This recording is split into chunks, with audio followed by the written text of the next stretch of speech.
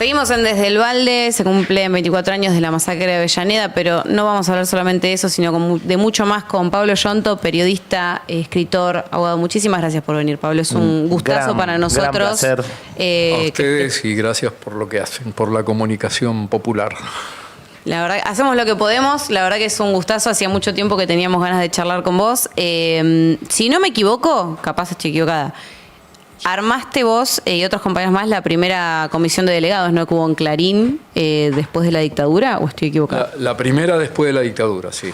Veníamos con una historia de comisiones internas en los años 50, 60 y 70, todas despedidas por la patronal, por primero Roberto Noble, después la señora Ernestina Herrera de Noble, ya con Mañeto, el actual número 1 de Clarín.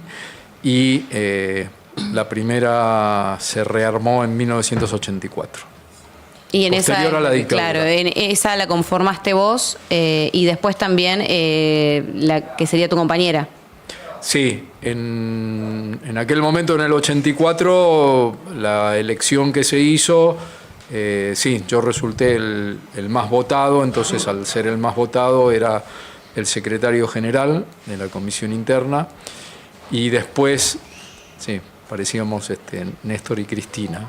Y ay, después, me gusta eso. Qué grande. Después Ana me gana una elección. Fue la más votada ella y segundo salí yo. Después le gané yo y... era. Así que teníamos, bueno, las internas, teníamos algunos temas después en casa. Se complicaba la convivencia. Y lo hizo público Cristina varios días también. sin hablarnos y Imagino. durmiendo en camas distintas por temas sindicales de la comisión interna. Ya espectacular. No, me parecía que era importante también contar esto porque también, además de tu labor como periodista, tu labor como delegado, ¿no? Digo, sos un tipo que siempre estuvo expuesto a luchar en un lugar bastante complicado, en una empresa que sabemos que fue cómplice de la dictadura, y no creo que eso sea algo menor, digamos. Creo que es parte de tal vez lo que acarreamos hasta hoy, y también es un poco lo que pasó también con Maxi Darío, de una empresa oscurantista y que ha vivido en muchas etapas siempre haciendo negocios o lucrando con los que menos tienen y también con lo que sucedía. Sí, de hecho, bueno, ustedes estuvieron hablando y seguramente compartiendo muchas cosas hoy, que es un día muy significativo para la memoria de lucha, ¿no? Que cuando asesinan a los compañeros Costec y Santillán, bueno, en Clarín se comete una de las mayores barrabasadas del periodismo argentino de toda su historia, con esa tapa siniestra que dice la crisis causó 2 nuevas muertes, ¿no? Sacándole la responsabilidad a la policía, sacándole la responsabilidad como si la crisis fuera una persona que un día mató a 2 militantes sindicales. Por ahí la tenemos, sí, y esperemos que Juancito la pueda poner. Sí. No, y de hecho justo hablábamos también que Clarín tuvo a disposición y tuvo acceso a las fotos que publicó un día después, ¿no? Hubo una decisión editorial ahí de no publicar las fotos que fueron clave después para probar que el comisario y varios de los agentes dispararon a mansalva. De hecho, le levantaron las piernas para que se desangre más rápido. Estaban toda la prueba documentada en fotografías. Y la pregunta ahí, ¿no? Digo, a vos que tuviste tantos años laburando ahí adentro, digo, en esto de cómo el diario y cómo construye ese sentido común y cómo quedan expuestos los intereses políticos o de protección o de complicidad con los poderes de turno, con los poderes económicos.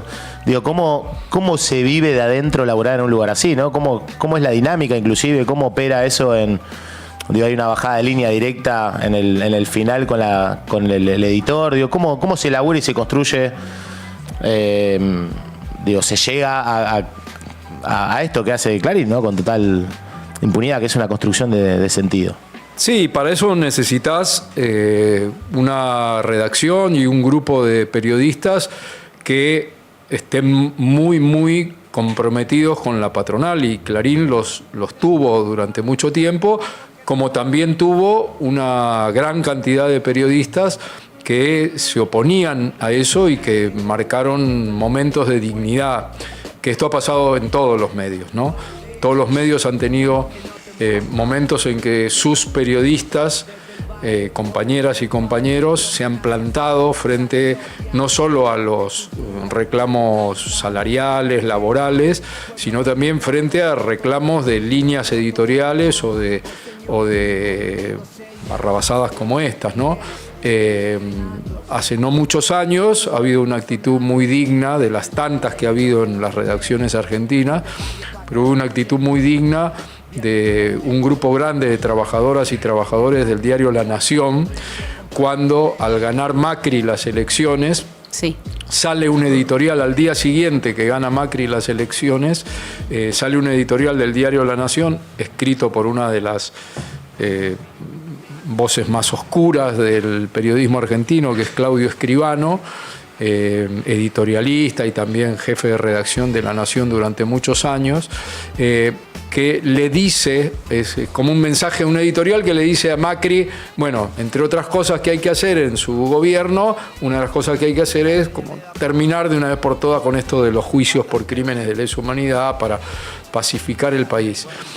Y se produce este hecho, ¿no? Cuando sale eso publicado en el diario Papel, un periodista que hoy sigue en La Nación y es un periodista de investigación muy reconocido, Hugo Alconada Mom, que tiene además un familiar desaparecido, él manda un mensaje por las redes sociales, en aquel momento Twitter, y dice simplemente: estoy en desacuerdo con el editorial de mi diario. Y eso genera, esa actitud muy digna de Hugo Alconada Mom, genera que dentro de la redacción de La Nación esa mañana, muchos compañeros y compañeras jóvenes, en aquel momento, hace como 10 años, empiezan a decir: yo tampoco estoy de acuerdo, yo tampoco estoy de acuerdo, yo tampoco estoy de acuerdo. Y al mediodía más o menos se sacan una foto en la redacción con un cartel que decía: no estoy de acuerdo con el editorial de La Nación. Tremendo, ¿no? No fueron todos, pero fue un grupo muy grande de jóvenes periodistas, sí, mujeres, hombres, que la verdad constituyeron en aquel momento un episodio de dignidad de una redacción que se plantaba frente a la línea editorial. Son excepciones, pero la verdad que son excepciones que nos ponen bien y que nos hacen pensar que podemos hacer muchas cosas, ¿no? Sí, confiar un poco más en los colegas, capaz. Bueno, sí. Pasó en Blender estos días también, que se levantó un programa de solidaridad con todo el equipo de los despidos. Y se levantó el programa, estuvo muy bueno eso, la verdad. Porque aparte generó un revuelo, justo me decía compañero, tuvieron que salir a hablar primeras figuras del canal, digo, como generó un revuelo, bueno, se movió la IP, pero está bueno. Sí, también entiendo que había pasado en La Nación cuando el día después de que del intento de femimagnicidio contra Cristina, hicieron una publicación explicando el correcto uso del arma calibre 22, que también hubo un repudio por parte. Clase para usarla y matar. Si la próxima vez lo hacen, recuerden. Y el titular que decía la bala que no salió, el fallo que sí saldrá, ¿no? Eso es Clarín. Fue creo que una semana después. Sí, es medio difícil a veces para los trabajadores, ¿no? Poder plantearse contra una línea editorial que ya tiene, ¿no? Un peso, un nivel de pauta y de trabajo bastante aceitado, pero cuando sucede es verdad que da gusto. También además vos investigaste muchísimo hacia adentro a Clarín, digo, y eso también entiendo que escribiste sobre Clarín. Sí, un libro hace casi 25 años que se llama La Noble Ernestina, que es la historia.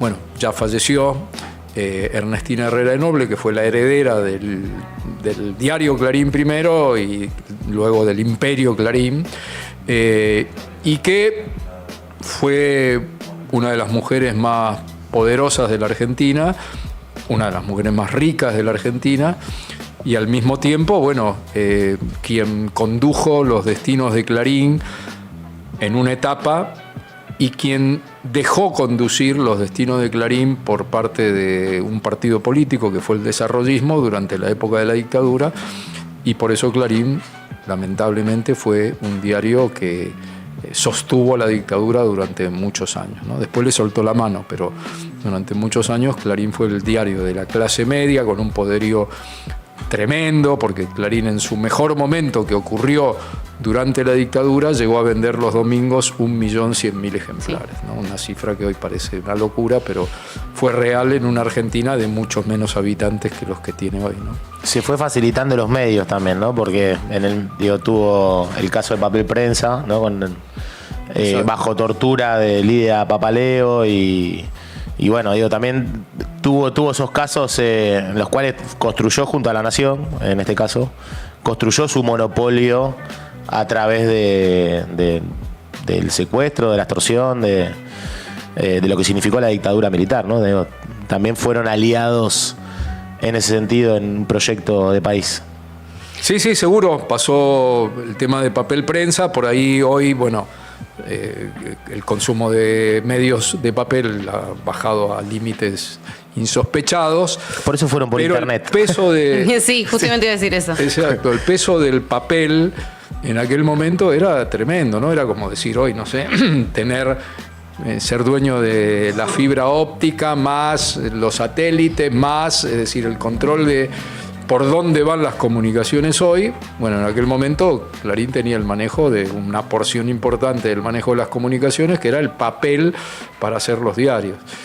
Junto con el diario La Nación y junto con el diario La Razón, que en aquel momento era un diario con propiedad o con un control, mejor dicho, por parte de la dictadura, ¿no? Era la pata más... El ejército tenía el control del diario La Razón. Así que bueno, ese trío manejó el papel y la comunicación durante mucho tiempo. Y entiendo igualmente que la semana pasada, en medio de todo lo que sucedió con Florencia Peña, entiendo que se quedaron con Movistar, si no me equivoco, que fue hace poquito tiempo. Sí, que se aprobó, ¿no? Personal, decir, la compra personal, perdón. Sí, la compra de personal. La compra de personal ya era, personal Flow. Personal ya era. Y creo que adquirió, sí, un porcentaje de Movistar, ¿no? Están en eso, pero no sé si la aprobaron. Creo que es parte es parte de la disputa que hoy los que tienen mayor información interna del gobierno, la disputa que hay entre el gobierno de Milei y Clarín, ¿no? Que es necesitan esa aprobación de esa fusión, digamos. Pero bueno, no sé si es la verdadera historia, porque hay muchas cosas que desconocemos. Nosotros desconocíamos muchas cosas del grupo Clarín, estando ahí adentro, ¿no? La información a veces aparecía muy en cuentagotas, o nos podíamos enterar de muy pocas cosas. Entre otras, el tema de la apropiación de los dos hijos adoptados, apropiados por la directora, que hoy todavía no se sabe su origen, Felipe Noble y Marcela Noble, que son los herederos y dueños de parte importante del porcentaje hoy del Grupo Clarín, junto con Mañeta. ¿Vos participaste de esa causa también? Sí. Estamos todavía en la pelea por... Que ellos se negaban a hacerse... Ellos primero se negaron a que se obtenga la muestra de sangre, después Año 2010, fueron... si no me equivoco. Y fue limitado, no fue con todo el banco. Primero se hizo limitado, después se hizo con todo el banco. Dio negativo, pero acuérdense ustedes que en el banco no están todas las muestras, porque hay todavía muestras que faltan obtenerse. De hecho, bueno, hacemos un llamado a muchas familias que todavía no han dado su muestra de sangre, ¿no? Parece mentira, pero es un dato real. Hay muchísimas familias que o no se pudo obtener porque murieron los padres y los restos fueron cremados y ya no se puede obtener ADN, o no han ido a dar sangre todavía. También entiendo que en esa vorágine también puede haber habido muchas familias que tal vez no sabían, por ejemplo, que la hija estaba embarazada, ¿no? Y que tal vez en esa situación se pierde el rastro, y de esa manera se pierde la posibilidad de reconstruir la identidad de esa persona. Sí, el conocido caso de Guillermo Amarilla, un nieto recuperado, que no había muestras en el banco de datos porque la familia nunca tuvo el dato de que ella estaba embarazada, hasta que una sobreviviente cuenta que ella sí había escuchado que estaba la posibilidad de que hubiese quedado embarazada en el propio centro clandestino con un compañero. Y efectivamente, bueno, se verificó eso después, o sea, no estaba registrado el caso. y se supo después, y bueno, efectivamente cuando se hizo la extracción de sangre de Guillermo es un nieto recuperado en esta situación, ¿no? Qué interesante poder mantener la memoria activa, que hablábamos un poco atrás de cámara, que a veces la memoria solamente se la relaciona con los hechos acontecidos en la última dictadura militar, pero hablar de memoria también es esto, ¿no? Hablar de lo que pasó en el Puente Porredón, hablar de los nietos que todavía nos faltan. ¿Qué crees que podemos llegar a aportarle a esta cruzada, ¿no? En un momento tan complicado como para seguir aportándole a la memoria en sí? Bueno, yo voy a tratar de darles algunas buenas noticias. Bien, eso es bueno. Panorama oscuro de malas noticias, ¿no? Los juicios por crímenes de lesa humanidad, pese a todo lo que han hecho los gobiernos de Macri y de Milei, no los pudieron frenar. Y no los pudieron frenar centralmente porque hay un importantísimo sector de la sociedad argentina, que yo no lo sé calcular, no sé si es el 60, el 70, el 75, el 80, el 51,3, pero que estoy seguro que es mayoritario en la sociedad argentina, ha empujado, ha sostenido y sigue sosteniendo, aunque sea pasivamente, que esto no se toca, que la consigna de las madres, juicio y castigo a todos los culpables, es el ADN nuestro, está ya en el ADN nuestro. Entonces, hoy tenemos 14 juicios por crímenes de lesa humanidad que se están haciendo en este momento en distintas partes del país. Tenemos 1.247 genocidas condenados. Tenemos más de 500 en prisión, de los cuales, es cierto, 440 están en prisión domiciliaria, pero están en prisión. Y alrededor de 80 están presos en una cárcel, ¿no?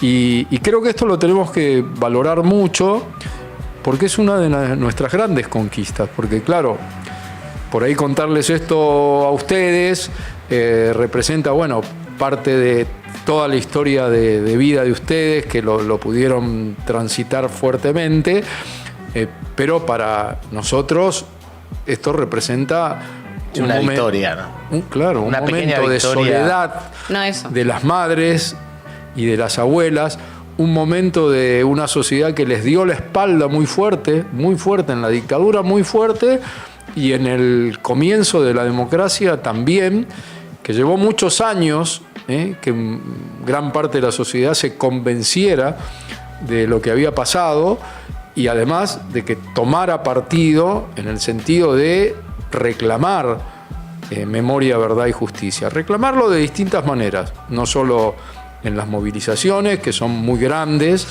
La del último 24 de marzo fue muy grande, sí, muy grande y con un componente juvenil muy importante en todo el país, sino que penetrara por campos de la sociedad donde no teníamos ninguna chance hace años. Por ejemplo, hoy tenemos una intersindical de derechos humanos, que está conformada por decenas de secretarías de derechos humanos de los gremios, que eso 40 años atrás no existía, no había una sola. El tema de derechos humanos en los sindicatos, aún en los sindicatos más progresistas y combativos, no existía. Hoy tenemos una interclubes por la memoria, ¿no?, que se han ido formando en los clubes. El ambiente del fútbol era muy reacio al tema memoria, derechos humanos, porque ¿qué decían? Eso era hacer política, meter política, los zurdos, lo esto, lo otro. Y hoy la inmensa mayoría de los clubes ha hecho reconocimientos. Sí, inclusive incorporar los pañuelos en las camisetas. Exacto. Ahora el 24. Ha hecho reconocimiento a sus deportistas desaparecidos, a sus socios desaparecidos y a sus hinchas desaparecidos, ¿no?, nombrándolos socios eternos, ¿no? Esto era impensado, y ya no te digo hace 40 años, hace 15 años era impensado. Y hoy esa interclubes de fútbol, por la memoria, es un organismo fuerte. Hoy tenemos en la Argentina 2 organismos de derechos humanos que asombran no digo al mundo, pero sí al ambiente de los derechos humanos en el mundo, que son Historias Desobedientes y Asamblea Desobedientes. ¿Qué son estos organismos de derechos humanos? Están conformados por hijas e hijos ex esposas y familiares de genocidas.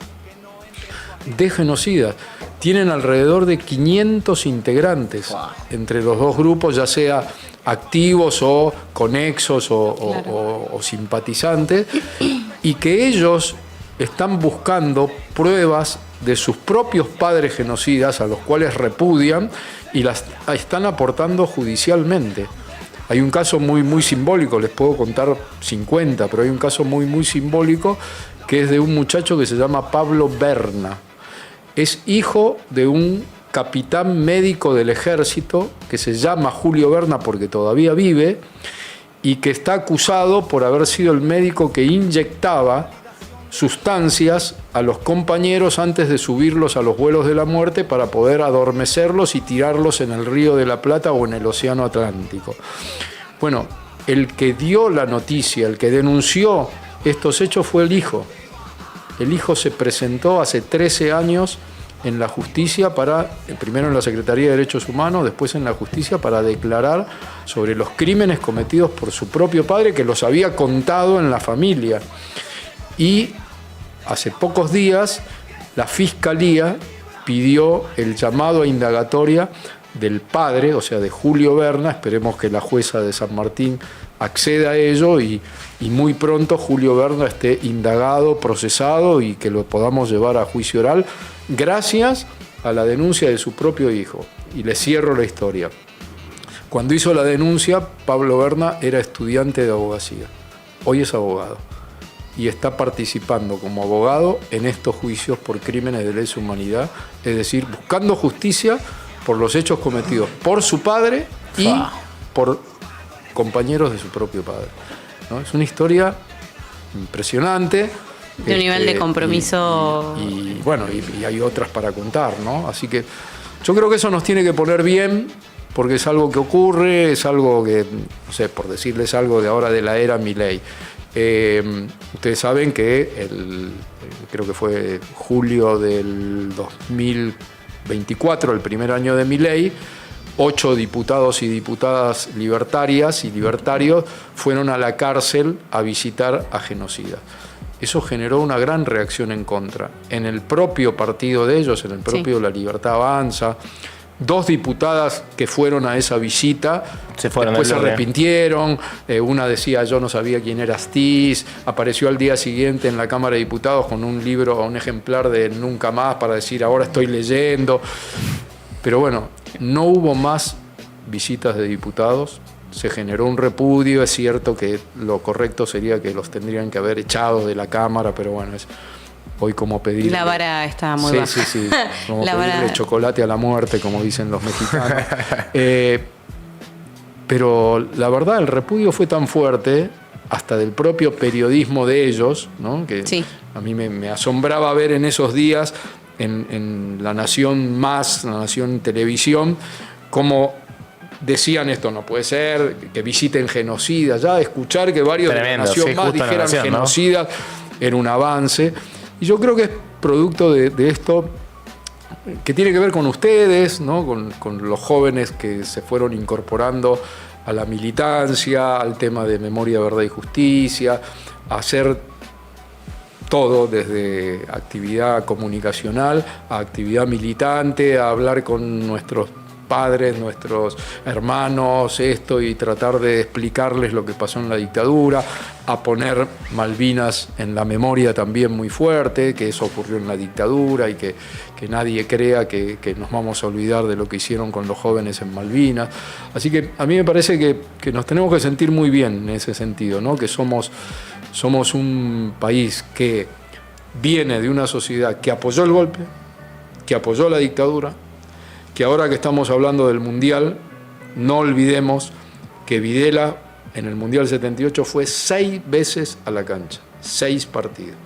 Y las 6 veces que lo anunciaron, el estadio lo ovacionó. Venimos de ese pasado duro, cruel, no tenemos que negarlo, es un pasado de nuestra sociedad, a esta sociedad donde en este tema creo que hemos conquistado mucho y que por supuesto le debemos a a Néstor, a Cristina, a Diego también, haberse sumado a ir a esta... justo sobre para eso. que tantas cosas. Sí, no, iba a ir justo sobre esto, digo, en la idea de lo que no se nombra no existe, ¿no? Y de que gracias a la decisión política de ponerle nombre a lo que había sido el genocidio por parte del Estado en la última dictadura militar, creo que Néstor y Cristina también tuvieron la decisión política de que esto pudiera llevarse adelante, y creo que, no sé cómo lo ves vos, pero creo que tiene también mucho que ver con su detención en el día de hoy, o sea, que continúa detenida. Y seguro que es un tema que la derecha y ellos mismos ven, visualizan. De hecho, fue Videla el que, ahora no me acuerdo la frase. Nuestro peor momento llegó con los Kirchner. Con los Kirchner, ¿no? Fue etapa de páginas en una entrevista. Increíble. Una de las últimas entrevistas lo dijo. Exacto, esa fue la frase, no me la acordaba exactamente. Gracias por recordarla, porque sin duda los genocidas vivieron esas etapas y las siguen viviendo, y saben que este tema se hizo política de Estado recién con la llegada de Néstor y Cristina. La lucha por la memoria, la verdad y justicia atravesó los 43 años de la democracia, sin duda, pero tampoco sin dudas se convirtió en política de Estado a partir de Néstor y de Cristina, y de un compromiso generacional, ¿no?, de ellos, porque formaron parte de esa generación. Sí, ya pedir el perdón en nombre del Estado, digo, la reivindicación y asumir justamente eso, ¿no? Asumir en nombre del Estado, pedir perdón a la sociedad. Ese mismo discurso le dijo que no les tenía miedo también, ¿no? Digo, me parece que fueron varios hechos que se fueron sucediendo, que inclusive creo que eso también fue para muchos. Yo era pibe, pero realmente, siempre lo hablamos con cualquiera que viene acá, para muchos de nosotros las madres siempre fueron un faro donde a veces cuando la cosa está media convulsionada, ¿viste? Siempre un lugar donde escucharla, Eve, a Estela, a Tati. Y bueno, nada, ellas siempre fueron tuvieron la espalda del Estado. Y con Néstor, me parece que a muchos nos pasó de que en ese acto, ese día, el día que bajó los cuadros, ¿no? Como dice esa frase, cuando bajaste los cuadros, formaste miles o todo empezó a cambiar. Realmente fue así, fue un cambio progresivo, pero que se demostró que bueno, había gente que venía a hacer otra cosa, ¿no? Demostró que tenía lo que tenía que tener para también llevar adelante esos cambios. Seguro, y la construcción de la justicia, ¿no?, de esto de llevarlos a juicio, condenarlos, juzgarlos, para que salga la verdad también en los juicios y para que la sociedad advirtiera todo eso, en la Argentina tiene un peso muy, muy fuerte en la consolidación de la democracia. Ustedes, nosotros también, las generaciones, hoy estamos muy, muy tranquilas y tranquilos en que acá es muy difícil que ocurra un golpe. No digo imposible, pero acá es muy difícil. Y ustedes recorren Latinoamérica y en otros países no es. Está pasando, difícil. De hecho. No es tan difícil. Bolivia tuvo un golpe, Brasil estuvo a punto de. Venezuela fue intervenida. En Venezuela le secuestraron al presidente, de su casa, ¿no? Digamos. Exacto. En Chile llevó muchos años cambiar la constitución de la dictadura, recién la pudo intentar hacer algo Boric, ¿no? Con 2 referéndum que no salieron bien, pero reformar. Pinochet fue senador en democracia, porque la constitución de él mismo, de Pinochet, lo permitía. En Chile hay actos para conmemorar el golpe hecho por, cada vez son menos por suerte, pero por parte de para festejarlo, las familias de los genocidas, para celebrarlo. Acá también tenemos, obviamente, nuestra ultraderecha activa y no vamos a saltear lo que representa Villarruel o el mismo Milei o unos cuantos personajes que han regresado, pero la verdad, el nunca más acá se consolidó muy fuerte. Y tenemos que seguir trabajando esto por la memoria, la verdad y la justicia, ampliar mucho más ese marco, para seguir trayendo alguna mínima buena noticia. Bueno, ustedes saben que hace 4 días, el lunes pasado, 5 días, el lunes 22, una jueza federal de San Martín declaró en una sentencia crímenes de lesa humanidad, los crímenes cometidos por la Revolución Fusiladora en 1956 en la masacre de José León Suárez. Ustedes leen esa sentencia e impacta. Uno dice, che, ¿qué pasa en la Argentina? ¿Cómo que ganó Milei? ¿Cómo que está Milei? Esto qué raro. Y una jueza que dice, se ordena al Poder Ejecutivo que publique la sentencia que declara esos crímenes de lesa humanidad, los del año 56, en el boletín oficial. Milei no lo va a hacer, seguramente va a desobedecer esa orden de una jueza el lunes pasado. Pero vamos a ver, una jueza que puso en el veredicto, entre los puntos del veredicto, puso que el Ministerio de Educación de la Nación incluya en sus planes curriculares la enseñanza de lo que pasó en los fusilamientos del año 56 por parte de la Revolución Fusiladora y la sentencia. ¿Lo va a hacer el Ministerio de Educación que ya no es ministerio, qué sé yo, ni me acuerdo? Creo que secretaría. Creo que secretaría. Lo va a hacer, seguramente no van a desobedecer órdenes como desobedecen lo del presupuesto universitario, la ley y todo, pero tenemos un antecedente que le dice eso, flaco, acá harás lo que quieras con otras cosas, pero en el tema memoria, y ese juicio empujó que en La Plata la Fiscalía va a iniciar un juicio por la verdad con este mismo objetivo, por los crímenes cometidos por la Revolución Fusiladora en La Plata, porque de lo que más se conoce es lo que ocurrió en José León Suárez, por la maravillosa obra de Rodolfo Walsh y Enriqueta Muniz, que no hay que olvidarse que estuvo Enriqueta ahí. En la serie periodista. Lo hacen, la muestran, Enriqueta por lo menos, participando. Sí, y el propio Walsh pidió disculpas un poco en la segunda edición del libro, cuando en el prólogo donde dice fui, debe decir fuimos, donde dice entrevisté, debe decir entrevistamos, porque claro, se había olvidado de Enriqueta, ¿no? Pero bueno, eso es parte también del trabajo por la memoria. Así que creo que hemos hecho bastante, no hay que dormirse en los laureles, tenemos que seguir y seguir. Yo siempre cuento hechos que están desperdigados por el país y que no les damos bola y creemos que son mínimos, pero que son importantes, ¿no? La Argentina debe tener no sé cuántos miles de organismos de derechos humanos desparramaditos por toda la geografía nuestra, ¿no? Creo que en el único lugar donde no debe haber organismos de derechos humanos debe ser en la base Marambio, en la Antártida, ¿no? Creo, habría que averiguar. Pero en el resto del país hay lugares, pueblos, donde se dice, acá no pasó nada en la dictadura, y se han formado organismos de derechos humanos ahí. Comisión por la Memoria, y es un pueblo olvidado, que no tiene desaparecidos, pero donde todos los 24 de marzo, aunque sea 4, 5, 10 personas de esa comisión, se juntan en la plaza y recuerdan a los 30.000. Y pintan los pañuelos. A mí me encanta que en todas las plazas del país, vas a la plaza central, por lo menos del pueblo, y hay pañuelos alrededor del monumento principal o de la bandera.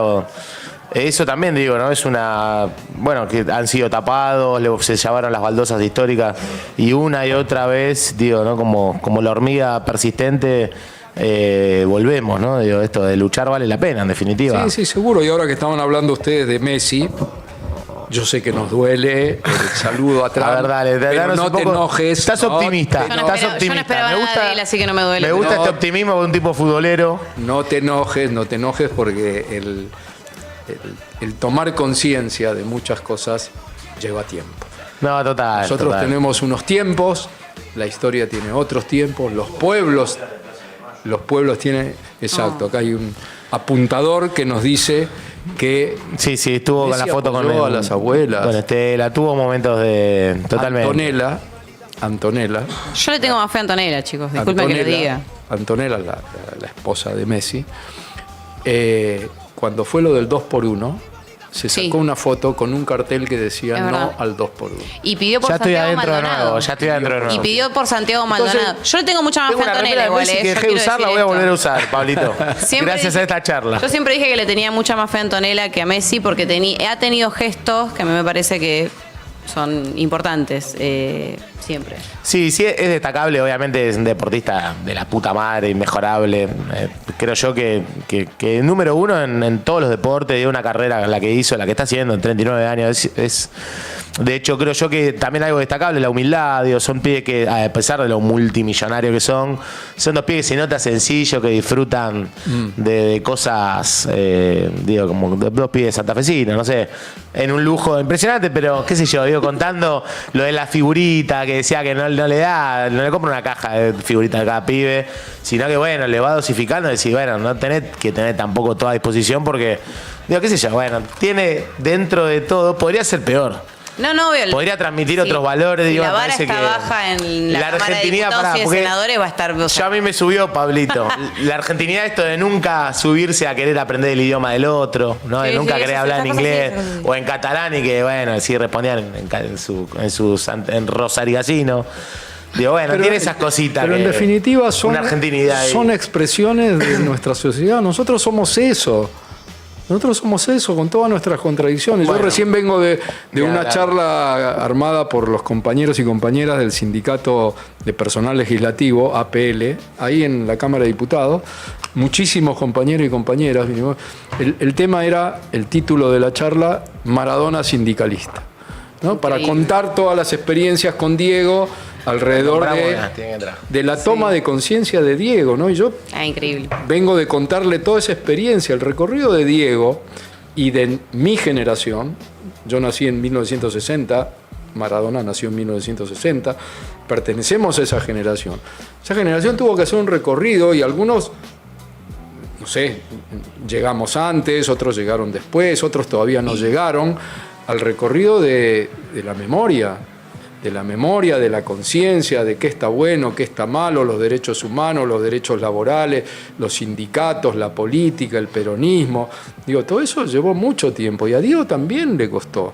Diego no quería ir a Cuba cuando lo invitamos por primera vez para que vaya a recibir el premio en La Habana en 1987 y hubo que darle una discusión muy fuerte con otro compañero periodista, Carlos Bonelli, para que fuera a Cuba a recibir un premio para que pisara por primera vez Cuba, porque decía, me van a usar políticamente y yo no quiero que el comunismo me use políticamente. De ese Diego al Diego que se enamora de Fidel Castro en ese primer viaje. Se tatúa al Che Guevara. Que se tatúa primero al Che en el hombro y después a Fidel en una pierna. Que pasa unos años de su vida en Cuba. Diego vivió en Cuba, que reivindica Cuba, que gracias a esa amistad o fortaleza que tenía con Fidel y con la Revolución Cubana, se vincula con Hugo Chávez y luego toda su historia con Hugo. Digo, y todo eso con el Diego lleno de contradicciones también, ¿no? Sí, yo creo que justo en estos días que pasó lo del Indio nos hemos acordado mucho del Diego y tal vez es mucho eso, ¿no? Es tal vez el más argentino de los nuestros. Y es otro de los temas que queríamos tocar con vos, pero también queremos invitar a Coquito de Justicia por Dios, aplausos, que está con nosotros. Coco querido, pero tenemos una anécdota. Un maradoniano de pura cepa. Así que por eso, para hablar del Diego dijimos, Coco tiene que estar presente en la mesa. Coco tiene que estar, pero también quería charlar con vos sobre una anécdota de Maradona. Entiendo que en un momento a vos te desvinculan de Clarín. Me prohíben la entrada. Te prohíben la entrada. Yo era delegado sindical y Clarín pide una medida cautelar por considerarme elemento peligroso para la empresa.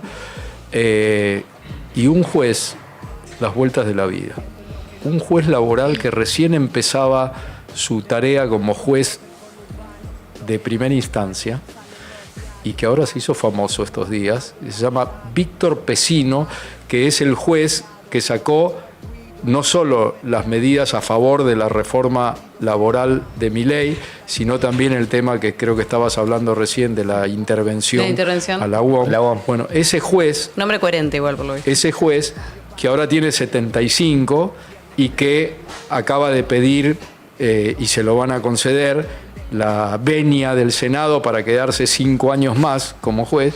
Ese juez es el que en 1991, a pedido de Clarín, decreta una medida cautelar para prohibirme el ingreso a la planta, cosa que ocurre. A mí me prohíben por esa medida cautelar el ingreso.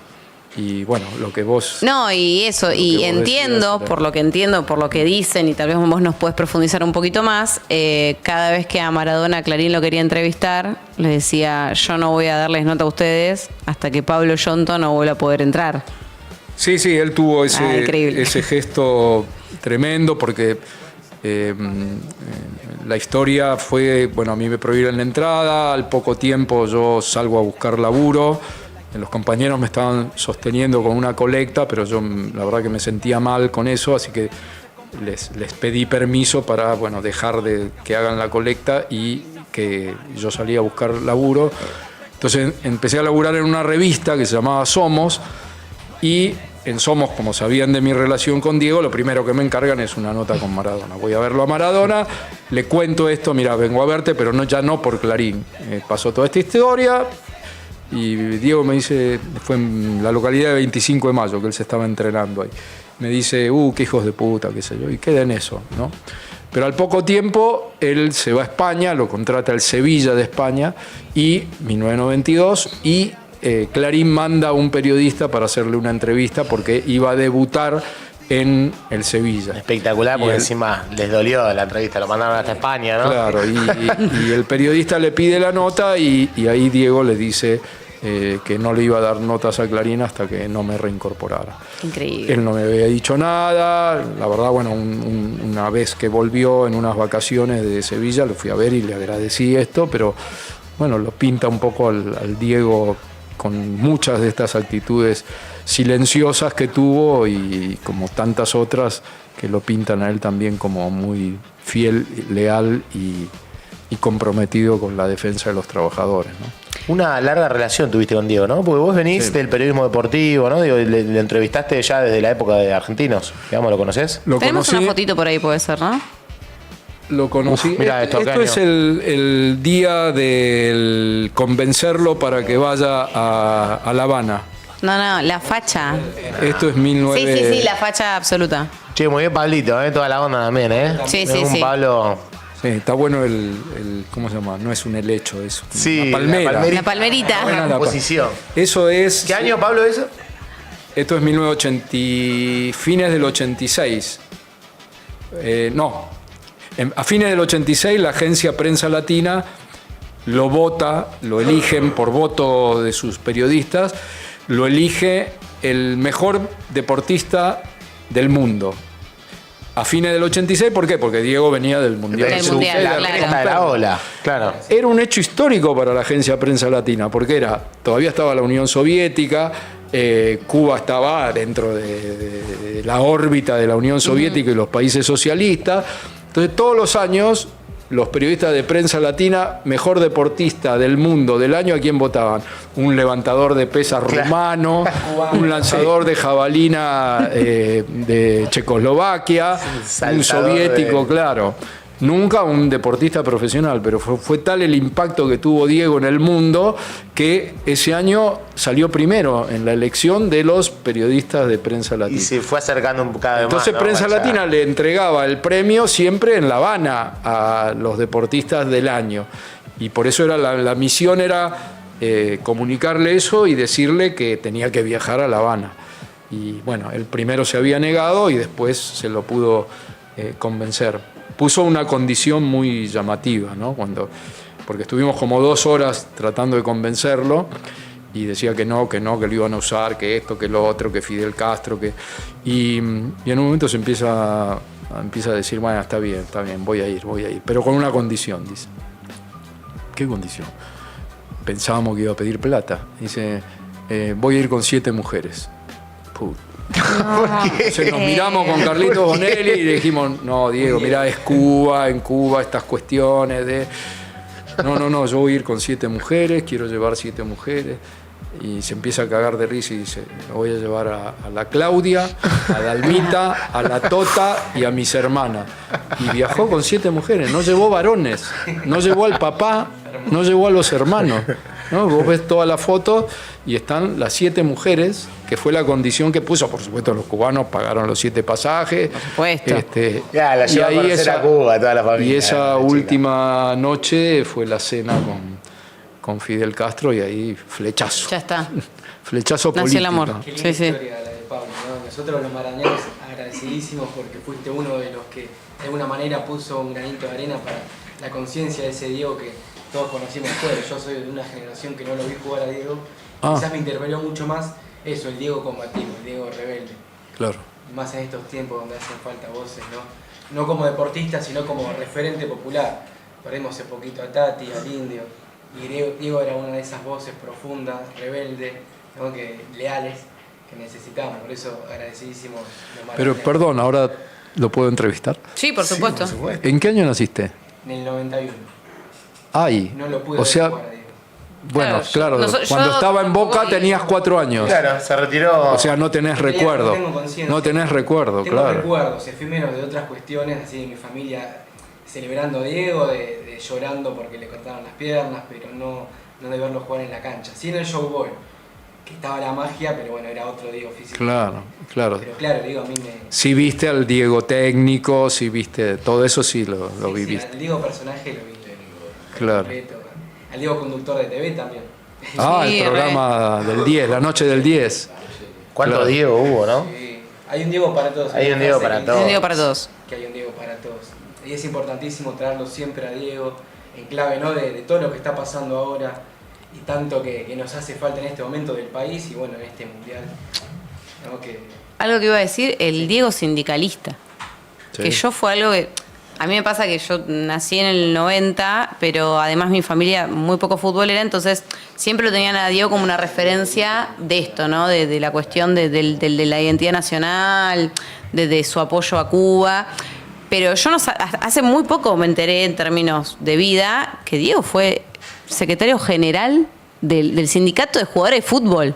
Sí, de un sindicato que creó él. Que creó él. O sea, Con Cantona. una cosa de- Que duró poco. Sí. Y Sí, yo sí. creo que a nadie le convenía igual también. Si es quieren como- ahí les cuento. A ver. Sí, por favor. Sí,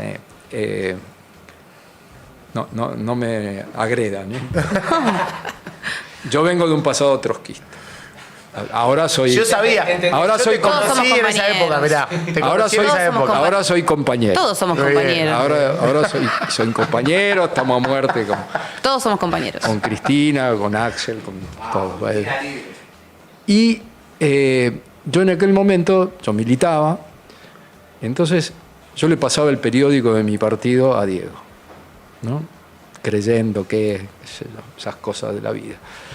Cuando sale el tema sindical, que él quería formar el sindicato, ya venía con esa idea, porque estaba obviamente muy enojado con Joao Belange, el presidente de la FIFA, el infantino de hoy, y él empieza a deslizar la idea y él tiene la idea de que el sindicato había que crearlo con 20, 30 figuras internacionales y que eso iba a arrastrar a los futbolistas de todo el planeta, que iban a ir a ese sindicato y que se iban a alejar de los sindicatos ya conformados, porque los futbolistas tienen un sindicato que hoy tiene mucho peso, el sindicato hoy se llama FIPRO, en aquel momento era la Federación Internacional de Futbolistas Profesionales. Y yo discutía políticamente, sindicalmente con él, ¿no? Yo le decía, pero no, Diego, tenés que ir a recorrer los planteles, tenés que ir por abajo, tenés que ir a hablar. No, era más difícil. No, pero Fue qué. No. imposible.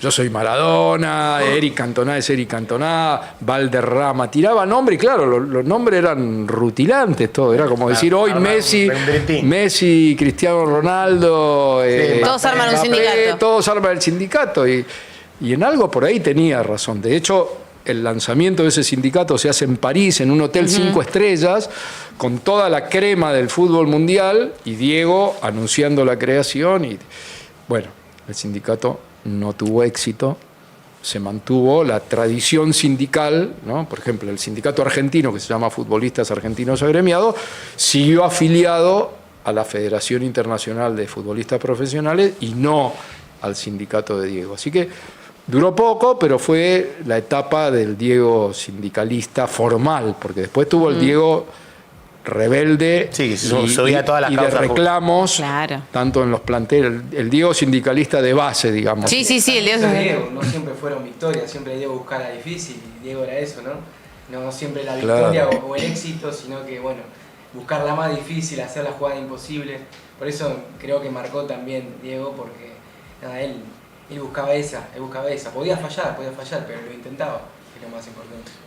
Y me gusta eso que un poco volviendo a lo primero que charlábamos, de cómo a veces, en este optimismo que nos daba, de cómo fue una victoria lo de los juicios de lesa humanidad y digo que luchar vale la pena, ¿no? Que a veces las victorias no son para ganarlas, sino que a veces son para darlas. Las victorias, hay batallas, las batallas que no son solamente para ganar, sino para darlas. Y bueno, el Diego las daba.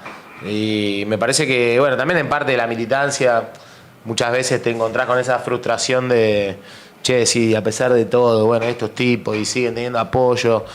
Digo, bueno, no, hay que confiar también en que lo que uno hace y las luchas que uno da, en algún momento, así como las madres, más temprano que tarde, esperemos, terminan en ese puerto que soñamos, ¿no? Igual yo creo que, como decía Paula hace un ratito que lo escuchaba ahí atrás, que Diego fue contemporáneo también en una generación muy politizada. Sí. Por eso quizás después él fue mamando todo eso y traccionando para ese lugar, pero bueno, hoy no tenemos la suerte con estos jugadores, que uno no le exige más que, bueno, un resultado deportivo.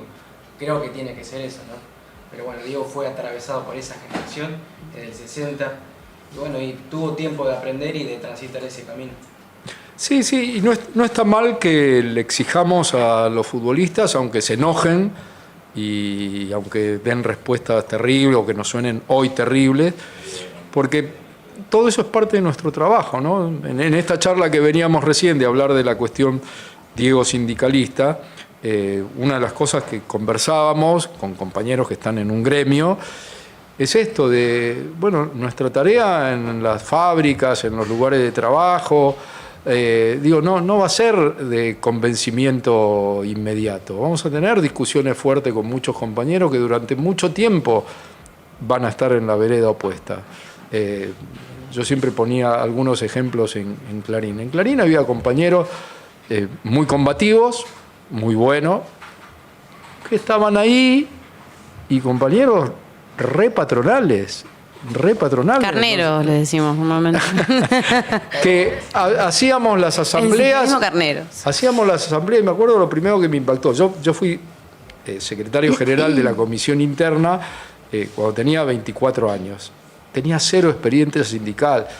Venía de lo peor de la Argentina, de familia conservadora, de educado por una iglesia que se alió con la dictadura, y yo no tenía pasado sindical. Entonces me acuerdo que en la segunda o tercera asamblea lo que me chocó, cuando levantó la mano un compañero en la asamblea y empezó a hablar, y todos tratábamos de usar un lenguaje que habíamos escuchado alguna vez, a la empresa decirle la patronal, y cosas así, y el compañero levanta la mano y dice, no, porque lo que ustedes le tienen que pedir a la casa no era ni la empresa, ni la patronal, era la casa. Lo que ustedes le tienen que pedir a la casa es que nos dé un aumento por esto, pero esa cosa del respeto, ¿no? Lo sentían como tu casa y no podías ofender a la casa, era la casa, guarda, ¿no? A mí me impactó, ahí empecé a darme cuenta, bueno, acá hay que trabajar también con los compañeros que darían la vida por la casa, o sea, por la patronal, o sea, y que no va a ser fácil. Y bueno, y cuesta. Totalmente. Lo sabes bien. Totalmente. Y no es fácil. Y yo creo que los compañeros que están hoy en sindicatos deben tener toda esta discusión fuerte con muchos trabajadores y trabajadoras que han votado a Milei, ¿no? Que no es fácil. Yo, por ejemplo, soy delegado de base en ATE-PAMI, y hay un disciplinamiento bastante importante con los compañeros. Hay mucho miedo, y muchos terminan jugando a favor de la patronal. Aunque uno tiene un pensamiento más compañero, más afín, pero bueno, el miedo lo puede. No, y más en este momento, que me parece que justo lo que se pone en juego, digo, es no solamente tal vez el respeto al dueño de la casa, sino que además que afuera no hay nada. Digo, porque estamos en un momento donde es muy difícil conseguir laburo, es muy difícil conseguir a alguien que te abra la puerta, y a pesar de que los salarios son paupérrimos, no queda otra que aceptar lo que uno tiene, porque si uno pierde eso, bueno, es aún mayor el problema. Digo, la discusión, creo yo, que además de ser sindical, es una discusión política. Digo, es muy difícil poder cambiar hacia adentro la discusión en los lugares de trabajo si efectivamente no cambia el proyecto económico que tiene este gobierno. Es básicamente imposible, porque justamente es eso, el disciplinamiento de los sueldos bajos es lo que hace que también la gente tenga que agachar la cabeza y no pueda protestar por los propios derechos que tiene. Seguro, y porque además habrá sido tu experiencia y la de ustedes también, ¿no? Nosotros también tuvimos que aprender que teníamos derechos, ¿no? Y no es que nacimos y ya en salita de 4 nos enseñaron los derechos humanos o los derechos, ¿no? Sobre todo a nuestras generaciones. Ustedes por ahí han tenido la suerte de que tal vez en la primaria algún profe deslizó algo y en la secundaria más intensamente, y por ahí en terciario o en la facultad más intensamente todavía, pero millones de argentinos no tuvieron nunca educación de derechos, nunca, nunca. Yo estudié en una facultad de Derecho donde jamás se enseñó derechos humanos, pese a estar los convenios internacionales y los pactos. Y como yo, miles. Y esto, bueno, lleva tiempo enseñarlo, por eso la militancia es muy importante. Muchos creemos que todos conocen que tienen derechos, y no es así. Yo tengo hijos con lo que todavía tengo que decirle, pero mira que vos tenés derecho a vacaciones, mira que vos tenés derecho a... Y descubren los derechos humanos y descubren los derechos laborales porque hay alguien, sea el papá o un compañero de trabajo, que como nos pasó a nosotros, nosotros también tuvimos que transitar, y Diego también, yo por ahí lleno de episodios de la vida de Diego para poner ese ejemplo, pero miren esto, ¿no? Diego terminó sus años con un compromiso muy fuerte con madres, con abuelas, con la memoria, muy fuerte, muy fuerte. Ahora, ese Maradona es el mismo Maradona, es la misma persona, con otra conciencia, que le dio la mano a Videla en 1979. El mismo Maradona que en 1983, cuando estábamos en la campaña electoral para las elecciones de octubre del 83 que gana Alfonsín, en enero del 83, Maradona vino a la Argentina de España, él estaba jugando en España, y hizo una recorrida para visitar a los candidatos para tomar la decisión él de a quién iba a votar en octubre. Yo le había ido a hacer una nota en su casa en Devoto, y el diario Clarín quedaba y queda todavía acá cerquita, en Constitución, en la calle Tacuarí. Entonces terminó la nota y me dice, ¿para dónde vas? Le digo, voy para el diario. Ah, te acerco. ¿Qué, vas para el centro? Me dice, sí, voy para el centro. Bueno, se subió a su Mercedes-Benz, yo subí, y más o menos le habrá puesto 5 minutos de Liniers, venía a 2.000 por hora. Tranqui. En esos 5 minutos yo le pregunto, ¿qué vas a hacer al centro? Me dice, voy a ver a los candidatos. Había pactado entrevistas con los candidatos personalmente, y después de esa ronda de charlas con los candidatos iba a decidir su voto. Muy bueno. Igual ya lo diferenciaba del resto. Mal. Sí, comprometido. Bueno, ahora viene la parte mala. Y sí, eligió... Fue a ver a Luder, candidato del peronismo, fue a ver a Alfonsín, candidato del radicalismo, fue a ver a Oscar Allende, candidato del Partido Intransigente, y fue a ver al general Nicolaides, un genocida que todavía estaba como comandante en jefe del ejército, pero que además había anunciado que tal vez se iba a presentar como candidato en las elecciones del 83. No se presentó finalmente. Y yo en esos 5 minutos de velocidad extrema le discutí, por primera vez políticamente le discutí. Le digo, ¿cómo vas a ir a ver a un milico? No, en ese momento no usábamos todavía el término genocida, asesino, ¿cómo vas a ir a ver un milico? No, yo tengo que ver a todos porque yo no sé a quién, todavía no sabía a quién iba a votar, y lo fue a ver a Nicolaides. Entonces ese Diego, que de ese momento a lo que posteriormente fue alguien que asumió una identidad peronista, la recuperó por ahí, una identidad peronista. Una de las hermanas de Diego en Fiorito militaba en una unidad básica antes de la dictadura. Una de las primas también que fue a recibir a Perón. Sí, por eso. Tenía... el papá no tanto, la mamá no tanto. Pero la pregunta es, votantes. Igualmente, ¿a quién eligió entonces de los candidatos? No, quiero que nos vayamos de ahí, porque... A ver, ¿a quién no votó? ¿A quién no votó o a quién votó? Porque... No votó y... ¿no votó directamente? No votó y una vez me dijo que él iba a votar a Luder. Pero no lo sé. No lo sé. Qué linda estas historias. Impresionante. Ayer estuvimos discutiendo un poco esto con esta historia que vos contás, Pablo, con los compañeros de la cátedra maradoniana. La transición de la conciencia de Diego. Y sí, está bueno por decirlo, está bueno saberlo. Y está bueno también decir que Diego era un diferente a todos porque él por lo menos buscaba, ¿no?, involucrarse. Fue aprendiendo. Hoy lo que le pedimos también a los jugadores es eso, que se involucren un poco más, no sean los boludos. Sí, tal vez la diferencia o lo que uno ve también, no digo, yo no opino de fútbol, pero sí puedo opinar de los contextos.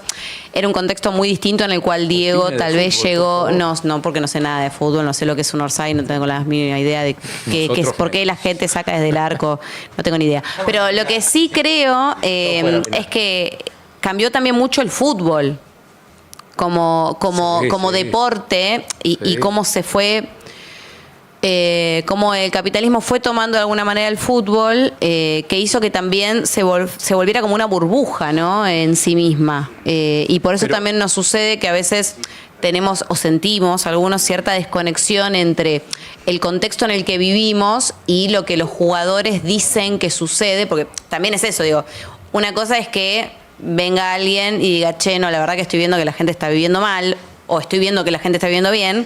Otra cosa es que uno viva en el conurbano toda su vida, vea que la gente cada vez come más de la basura, y una persona desde Europa te diga, no, la verdad es que yo creo que el argentino ahora está mejor, porque...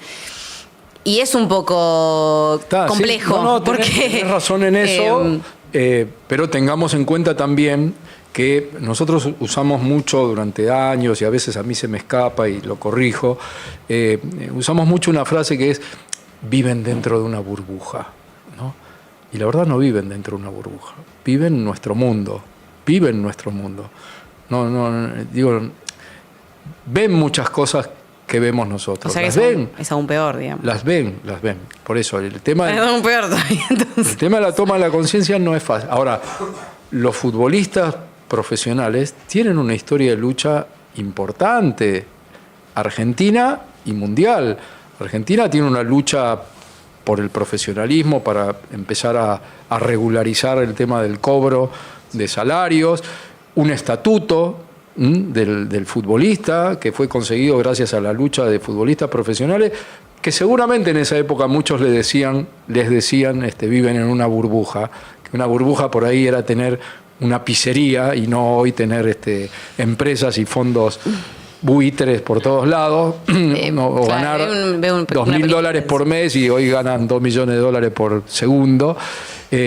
Pero el otro día le contaba a un grupo de pibes que armaron el lunes, el día del partido, hicimos la organizó un centro de estudiantes de un colegio de arte en Floresta, ¿no? Organizaron una actividad a la 1 y a las 2 veíamos el partido en la escuela todos juntos, ¿no? Qué lindo. La actividad era Mundial y Dictadura. Y la verdad, los pibes y las pibas, bueno, bárbaros, sí, buenísimo. Fue el lunes pasado. Y hablábamos con un grupito, porque está todo el tema de las figuritas. La figurita. Sí, son mercaderes los pibes con las figuritas. Tremendo. Aproveché el tema de las figuritas y le dije, ustedes saben que los futbolistas tuvieron que pelear por el derecho a la imagen de las figuritas. O sea, cada vez que ustedes compran un paquete de figuritas, si bien la guita grosa va a Panini, Panini, sí, ¿no? Panini es la empresa. Ahora la compraron, qué sé yo, la vendió. Una parte va a los futbolistas, va a los gremios de futbolistas. Como el videojuego, Pablo. También. Exacto, que tuvieron que pelear por eso, porque los primeros fueron Gratarola y choreándole, y hoy lo tienen. Ayer, el sindicato este de futbolistas del que les dije, FIPRO, que está dirigido por un argentino, Sergio Marchi, hizo un acuerdo con la FIFA y la FIFA va a poner $20 millones para pagar los sueldos de clubes de fútbol de varios países que por la crisis económica o por sus problemas económicos no están pagando sueldos o tienen sueldos atrasados.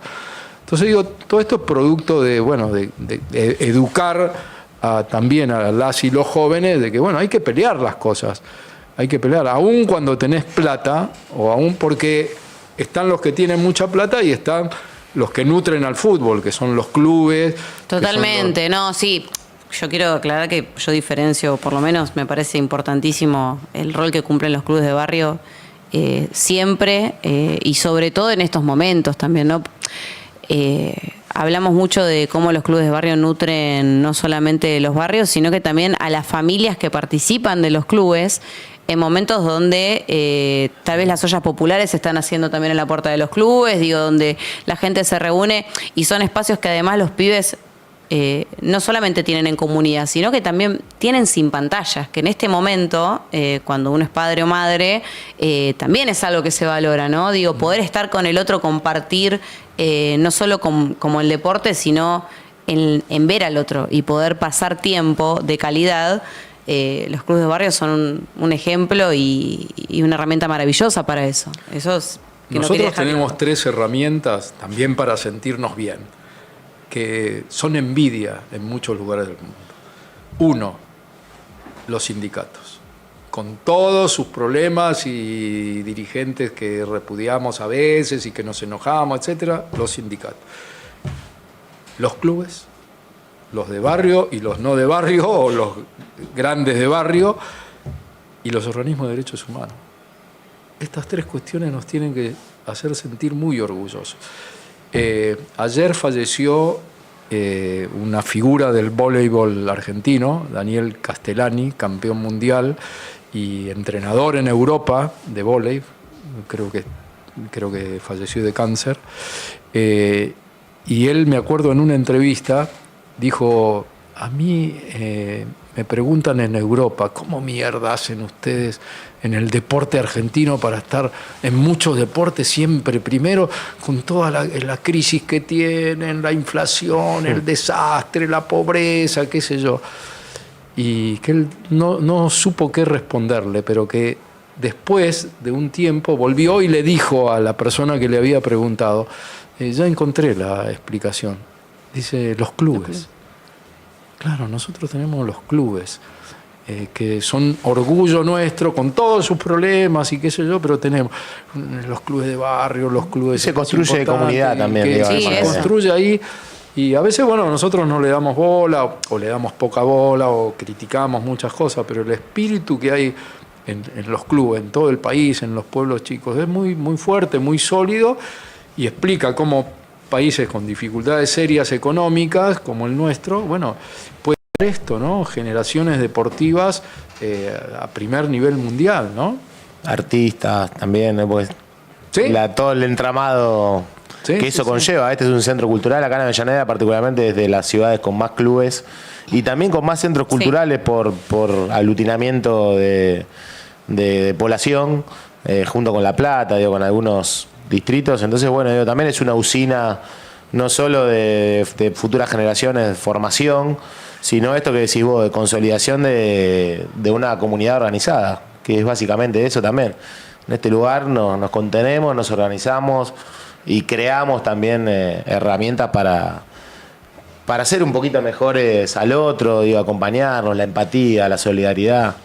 Así que adherimos completamente y nos hacemos cargo también de esa responsabilidad grande que lleva totalmente tener esto, ¿no? El medio de comunicación justamente es para transmitir también todo eso, ¿no? Para tener una voz más o un granito de aportar en esa voz, o por lo menos con este sentido, desde una institución barrial, comunitaria y con conciencia de que, bueno, esperemos que sea un aporte, ¿no? Para todos los que están del otro lado. Tenemos programa de los clubes de Avellaneda, va a retomar después del Mundial, y el año pasado venía la Liga Infantil de Fútbol también a tener programa y la rompía toda, porque aparte todos los padres querían saber cómo había salido el club, las polémicas que había, así que sí. Maravilloso. Forma parte de nuestra identidad.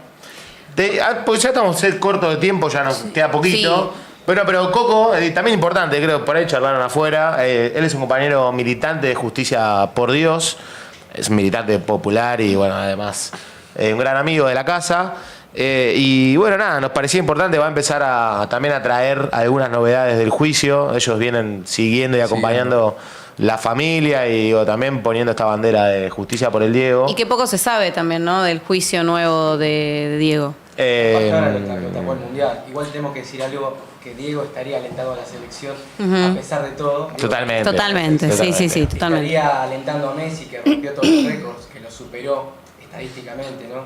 Messi tendrá las estadísticas que tiene, que es el mayor goleador de la historia de los mundiales con 18 goles.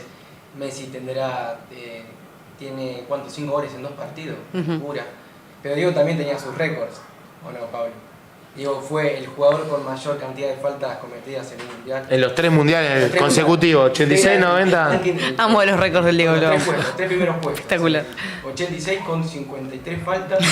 Hoy no los tocan a los jugadores, igual comparado con esa época, te digo la verdad, ¿o no? Hoy hace 10 goles de esos con los ingleses. Olvídate. Super protección que por suerte hay para el talento. Claro, totalmente. Y el VAR y todo eso. Esa es la diferencia. Pero sin duda. De Diego y Messi, que también Messi es voy a decirlo así, espero que nadie se ofenda, un niño mimado de la FIFA.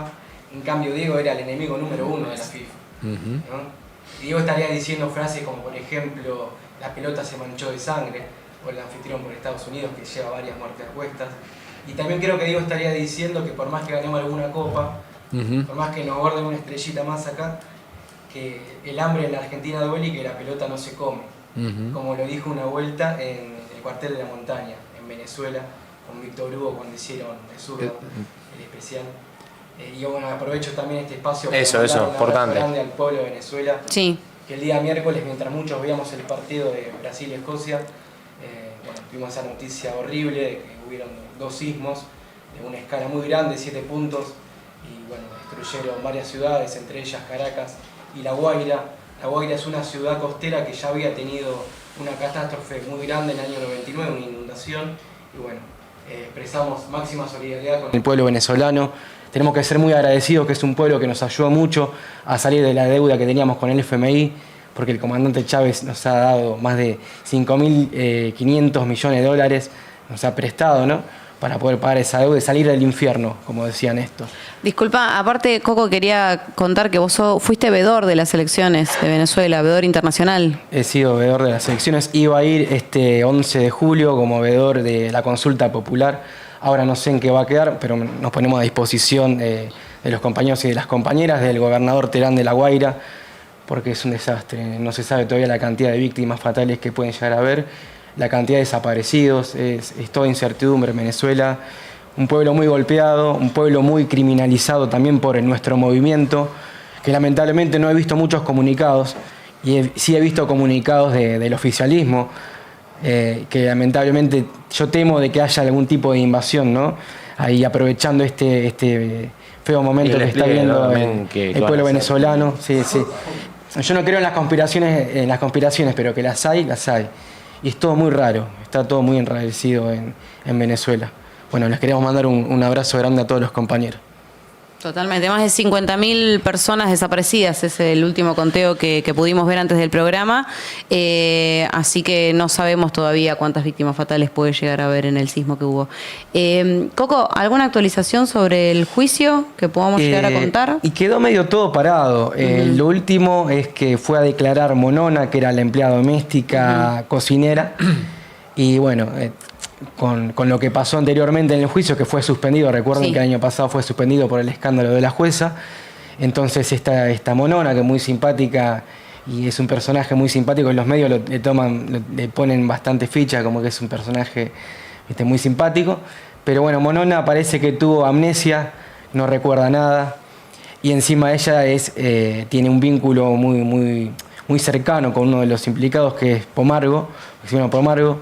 Así que bueno, parece que sufrió amnesia Monona. Era algo de lo que se podía esperar con todos esos cambios de estrategias de las defensas, ¿no? Ahora que adquirieron este nuevo refuerzo, que es Oneto, el que se hace llamar el abogado, ¿cómo se decía? El nivel Dios, que es machista, es vehemente, es un asco. El abogado de Milei. Así que el juicio no tuvo mucho más, es eso. Y sabíamos que iba a quedar parado por esto, por el Mundial, y bueno, ahí estamos. Pero bueno, es importante que también los compañeros y las compañeras se sumen a esta lucha, ¿no? Que es el reclamo de justicia por Diego, sabiendo que Diego siempre se enfrentó a las estructuras de poder. ¿Y quiénes son los que están de la vereda enfrente de los hijos? Matías Morla, Víctor Stinfale, que representan y tienen relaciones carnales con el poder real. Totalmente. Así que los invitamos a todos a participar, apoyar a la familia en las audiencias que son los martes y los jueves en los tribunales de San Isidro. Por Diego, para que haya una Argentina más justa y más digna, como él dijo en aquel No al Alca, y que haya una justicia justa, ¿verdad? Totalmente. Y bueno, lo bueno es que vamos a tener la actualización, ¿no? De parte tuya, de toda la información que se vaya dando en los juicios. Y bueno, Pablo, la verdad que te agradecemos muchísimo que hayas estado con nosotros. Ha sido un honor como colega y como periodista. Nos quedaron muchos temas, sí. Digo, y bueno, el libro del Mundial, La vergüenza de todos. Digo, también era un lindo tema para tocar en este contexto. Tocamos un poquito el de Ernestina, después tenés tu último libro, ¿no? que habla un poco de tu participación en la defensa de la contraofensiva montanera, ¿no? Sí. Se llama Derecho a la Resistencia. Derecho a la Resistencia. Digo, muchos temas interesantes. Bueno, con Martín ya veníamos tratando de organizar también alguna charla por ahí, no solo acá con nosotros y con el público, sino puede ser en el salón y abrirlo a la comunidad. Una charla, me parece, presentar la excusa de presentar el libro, pero poder charlar de muchos claro, otros temas. cuenten con lo que se necesite. Y felicitaciones por el trabajo comunicacional que hacen, porque ustedes por ahí no se dan cuenta, pero hace 30 años, 20 años, la gente le creía absolutamente todo al Grupo Clarín. Qué lindo todo. Está diciendo. Y hoy ya no. Tampoco sé el porcentaje, no sé si le cree el 30%, el 40%, pero antes el 99% le creía. De la credibilidad de Clarín. Decir claro, Clarín miente te agarraban a cascotazo. Clarín no mentía. Y hoy, gracias sin duda al trabajo que se hizo con la ley de medios, Néstor, Cristina, pero sobre todo con el trabajo de miles y miles de compañeros que están haciendo comunicación como ustedes, hoy la inmensa mayoría de la sociedad argentina lo piensa dos veces, por lo menos, al leer Clarín o al ver TN o al ver La Nación Más, y eso es producto de la militancia comunicacional. Qué lindo que lo dijiste. Ha sido una charla tan interesante que nos hemos pasado un poquito de tiempo, pero no se vayan todavía. No, está bien, un show musical, también bien con Urbano. Totalmente. Con Viviana Funes, que ya está por ahí, la debemos llegar. Exactamente, Vivi ahora va a venir con nosotros en otro viernes que da sed, así que no se vayan, en minutitos volvemos con más desde el balde. Gracias, Pablo. A usted.